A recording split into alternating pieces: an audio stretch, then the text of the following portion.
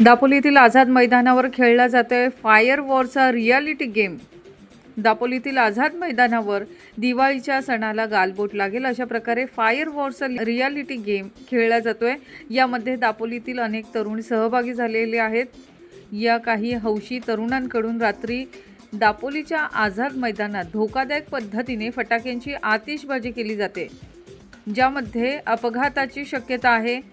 या फायर वॉरमध्ये काही तरुण मैदानाच्या दोन बाजूंना समोरासमोर उभे राहून बाण आकाशात न सोडता ते जमिनीवर समोरच्या बाजूने सोडतात, तर समोर असलेले तरुण विरुद्ध दिशेला असलेल्या आपल्या मित्रांच्या बाजूने बाण सोडतात। यामुळे दोन्ही बाजूने युद्ध सुरू आहे की काय असाच जणू भास होतो। यामुळे दोन्ही बाजूने युद्ध सुरू असून एकमेकांच्या बाजूला बॉम्ब फेक सुरू असल्याचे भासते। तसंच रस्त्यावरून जाणाऱ्या नागरिकांनाही या फायर वॉरचा धोका संभवतो, कारण एखादा फटाका रस्त्यावरून जाणाऱ्या लोकांमध्ये येऊ शकतो। त्यामुळे संबंधित शासकीय यंत्रणांनी याकडे लक्ष देऊन तरुणांना समज द्यावी अशी मागणी नागरिक करत आहेत। ज्योती बिवलकर, दापोली वार्ता।